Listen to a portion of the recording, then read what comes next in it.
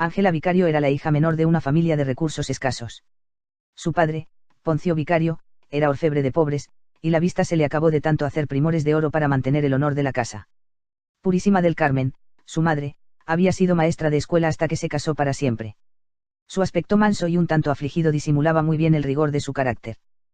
Parecía una monja, recuerda Mercedes. Se consagró con tal espíritu de sacrificio a la atención del esposo y a la crianza de los hijos, que a uno se le olvidaba a veces que seguía existiendo. Las dos hijas mayores se habían casado muy tarde. Además de los gemelos, tuvieron una hija intermedia que había muerto de fiebres crepusculares, y 2 años después seguían guardándole un luto aliviado dentro de la casa, pero riguroso en la calle. Los hermanos fueron criados para ser hombres. Ellas habían sido educadas para casarse. Sabían bordar con bastidor, coser a máquina, tejer encaje de bolillo, lavar y planchar, hacer flores artificiales y dulces de fantasía, y redactar esquelas de compromiso. A diferencia de las muchachas de la época, que habían descuidado el culto de la muerte, las 4 eran maestras en la ciencia antigua de velar a los enfermos, confortar a los moribundos y amortajar a los muertos. Lo único que mi madre les reprochaba era la costumbre de peinarse antes de dormir. Muchachas, les decía, no se peinen de noche que se retrasan los navegantes. Salvo por eso, pensaba que no había hijas mejor educadas.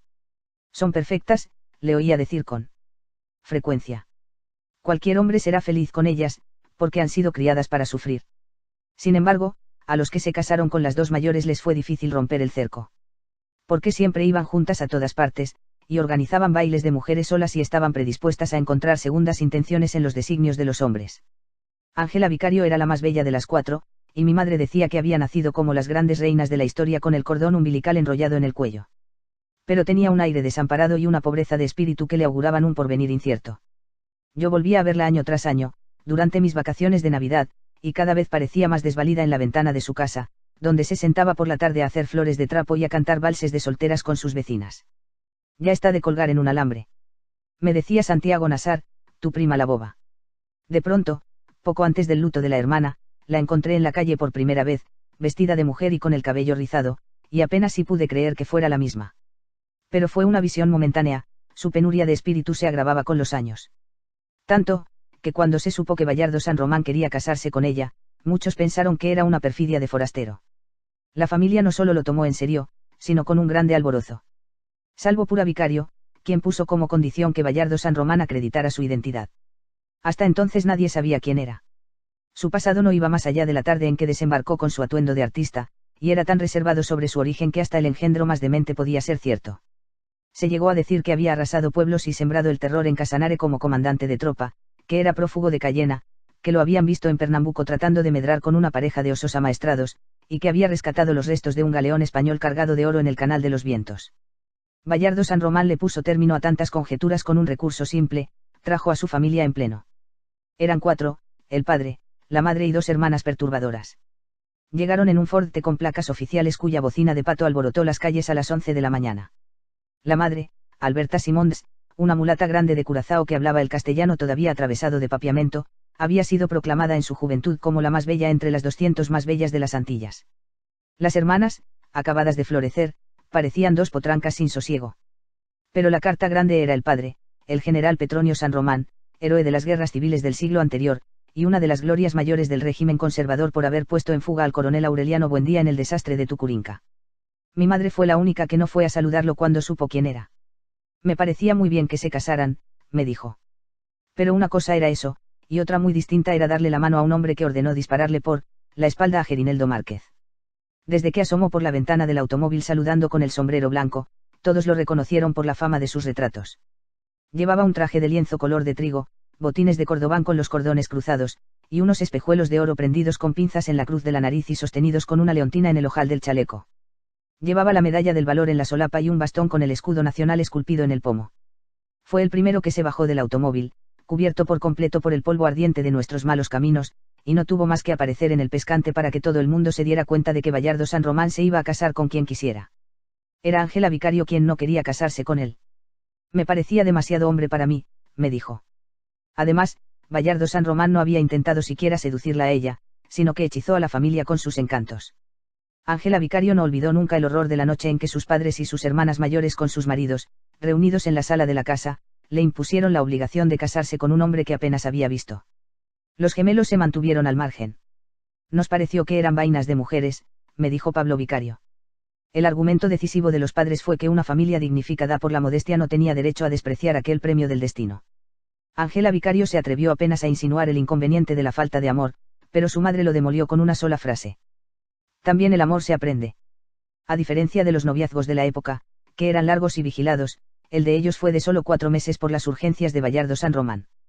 No fue más corto porque Pura Vicario exigió esperar a que terminara el luto de la familia. Pero el tiempo alcanzó sin angustias por la manera irresistible con que Bayardo San Román arreglaba las cosas. Una noche me preguntó cuál era la casa que más me gustaba, me contó Ángela Vicario. Y yo le contesté, sin saber para qué era, que la más bonita del pueblo era la quinta del viudo de Sius. Yo hubiera dicho lo mismo.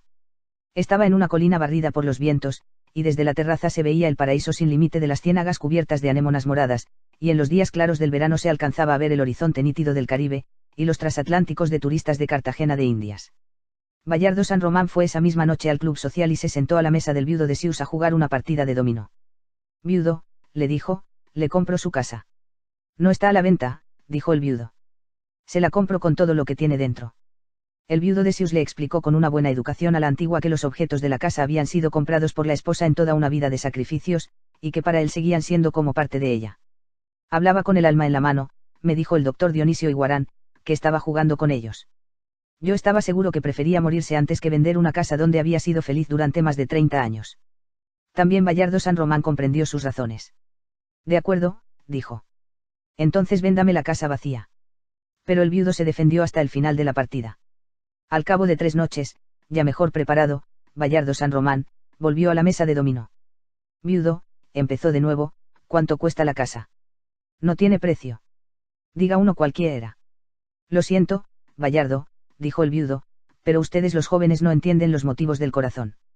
Bayardo San Román no hizo una pausa para pensar. Digamos 5.000 pesos, dijo. Juega limpio, le replicó el viudo con la dignidad alerta. Esa casa no vale tanto. 10.000, dijo Bayardo San Román. Ahora mismo, y con un billete encima del otro. El viudo lo miró con los ojos llenos de lágrimas. Lloraba de rabia, me dijo el doctor Dionisio Iguarán, que además de médico era hombre de letras. Imagínate, semejante cantidad al alcance de la mano, y tener que decir que no por una simple flaqueza del espíritu.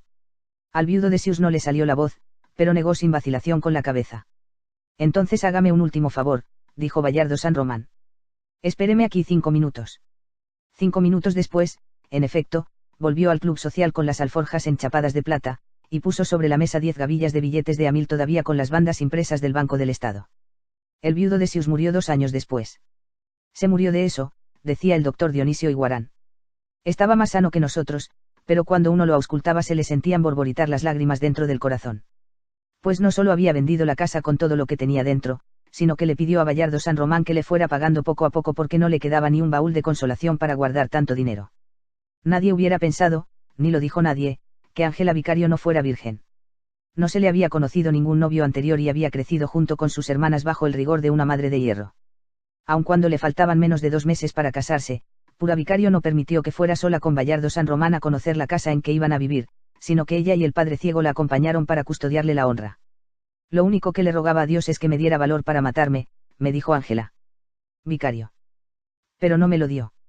Tan aturdida estaba que había resuelto contarle la verdad a su madre para librarse de aquel martirio, cuando sus 2 únicas confidentes, que la ayudaban a hacer flores de trapo junto a la ventana, la disuadieron de su buena intención. Les obedecí a ciegas, me dijo, porque me habían hecho creer que eran expertas en chanchullos de hombres. Le aseguraron que casi todas las mujeres perdían la virginidad en accidentes de la infancia.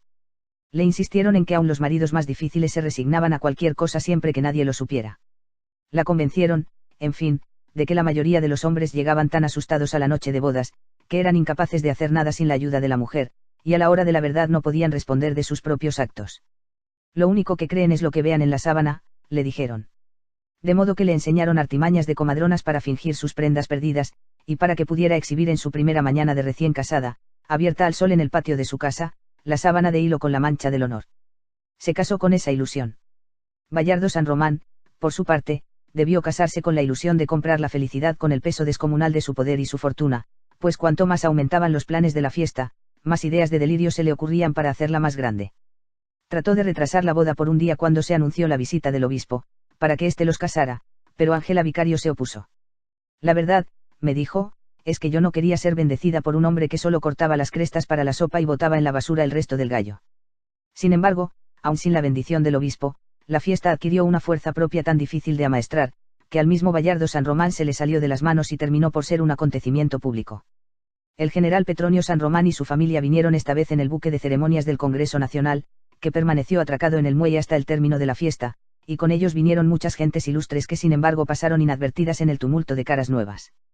Trajeron tantos regalos, que fue preciso restaurar el local olvidado de la primera planta eléctrica para exhibir los más admirables, y el resto los llevaron de una vez a la antigua casa del viudo de Mus, que ya estaba dispuesta para recibir a los recién casados.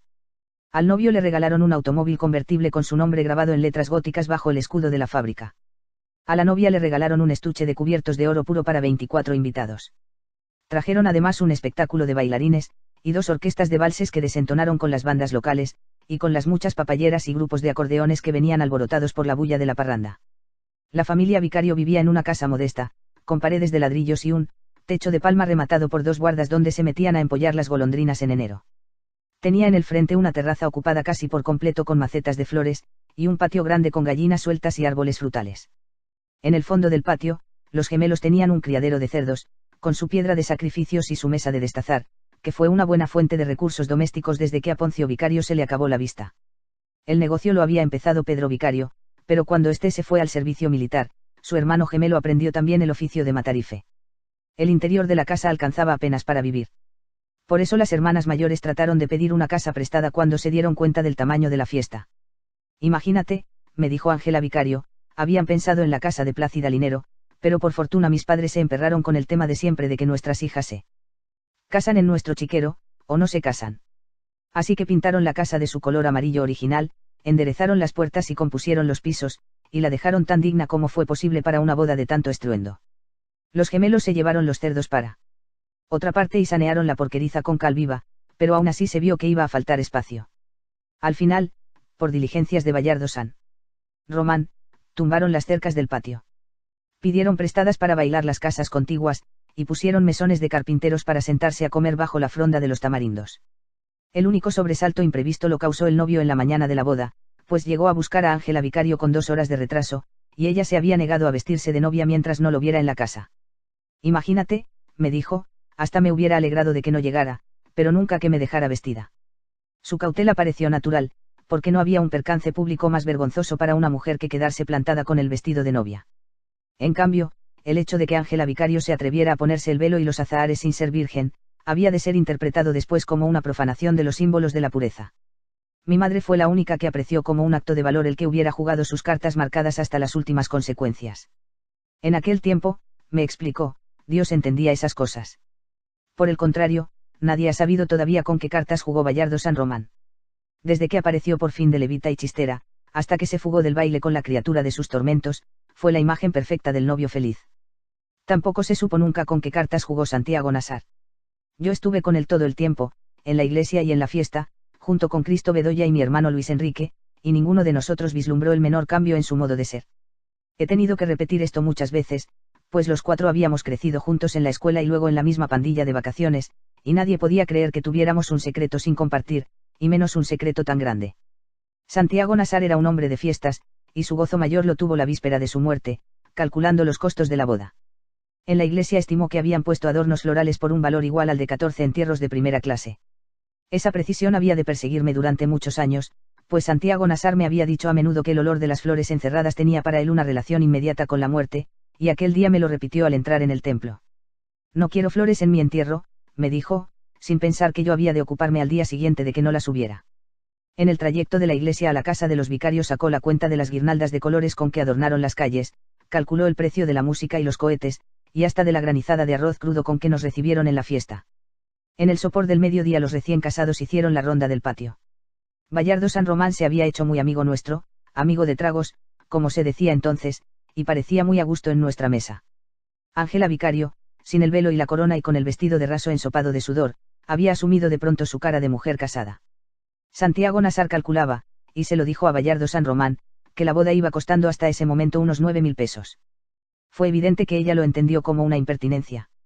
Mi madre me había enseñado que nunca se debe hablar de plata delante de la otra gente, me dijo. Bayardo San Román, en cambio, lo recibió de muy buen talante y hasta con una cierta jactancia. Casi, dijo, pero apenas estamos empezando. Al final será más o menos el doble. Santiago Nassar se propuso comprobarlo hasta el último céntimo, y la vida le alcanzó. Justo.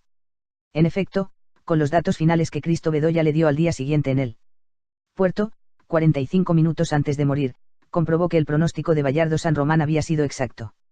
Yo conservaba un recuerdo muy confuso de la fiesta antes de que hubiera decidido rescatarla a pedazos de la memoria ajena. Durante años se siguió hablando en mi casa de que mi padre había vuelto a tocar el violín de su juventud en honor de los recién casados, que mi hermana la monja bailó un merengue con su hábito de tornera, y que el doctor Dionisio Iguarán, que era primo hermano de mi madre, consiguió que se lo llevaran en el buque oficial para no estar aquí al día siguiente cuando viniera el obispo. En el curso de las indagaciones para esta crónica recobré numerosas vivencias marginales, y entre ellas el recuerdo de gracia de las hermanas de Bayardo San Román, cuyos vestidos de terciopelo con grandes alas de mariposas, prendidas con pinzas de oro en la espalda, llamaron más la atención que el penacho de plumas y la coraza de medallas de guerra de su padre. Muchos sabían que en la inconsciencia de la parranda le propuse a Mercedes Barcha que se casara conmigo, cuando apenas había terminado la escuela primaria, tal como ella misma me lo recordó cuando nos casamos 14 años después. La imagen más intensa que siempre conservé de aquel domingo indeseable fue la del viejo Poncio Vicario sentado solo en un taburete en el centro del patio. Lo habían puesto ahí pensando quizás que era el sitio de honor, y los invitados tropezaban con él, lo confundían con otro, lo cambiaban de lugar para que no estorbara, y él movía la cabeza nevada hacia todos lados con una expresión errática de ciego demasiado reciente, contestando preguntas que no eran para él y respondiendo saludos fugaces que nadie le hacía, feliz en su cerco de olvido, con la camisa acartonada de engrudo y el bastón de Guayacán que le habían comprado para la fiesta.